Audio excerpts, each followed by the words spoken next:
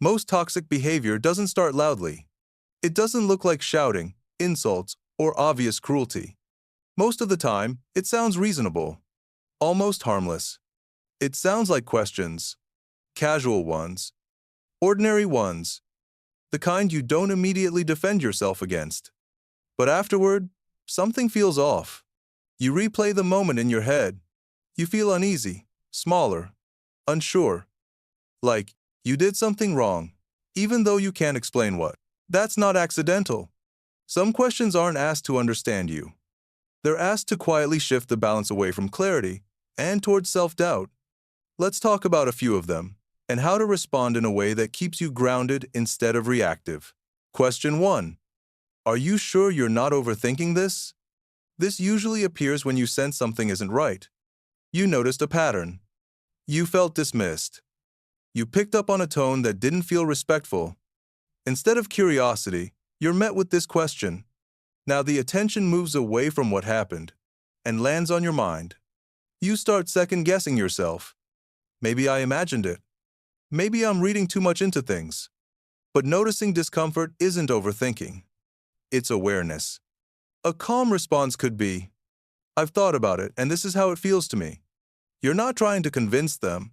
You're simply honoring your experience. Question 2. When did I ever say that? You remember the moment clearly. The words, the promise, the implication.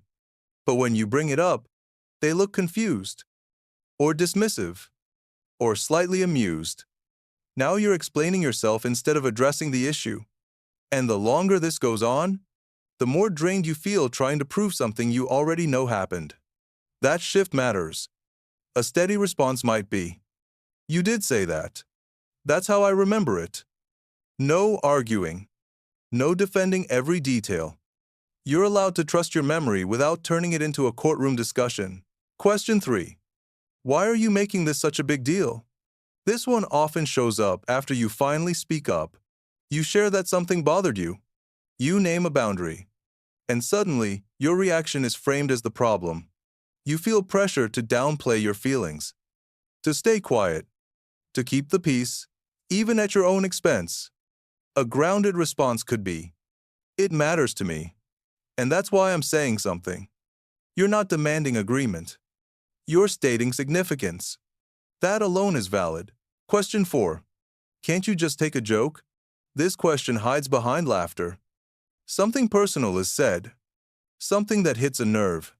You don't laugh. And now you're told you're too serious, too sensitive, too uptight. The message underneath is simple.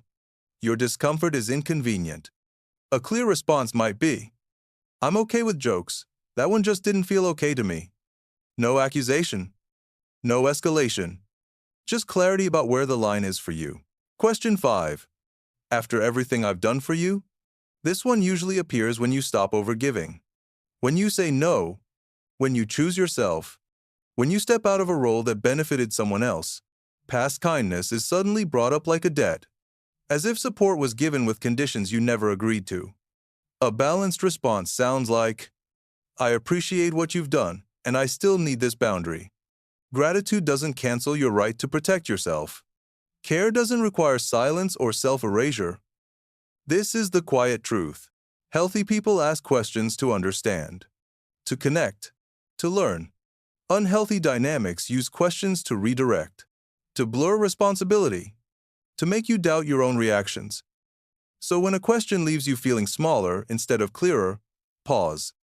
Ask yourself, is this helping me understand what's happening? Or is it pushing me to ignore what I feel? Responding calmly isn't weakness. It's self-trust. And self-trust is how you stay grounded in your perceptions, your boundaries, and what you deserve. Please like, share, and subscribe for more.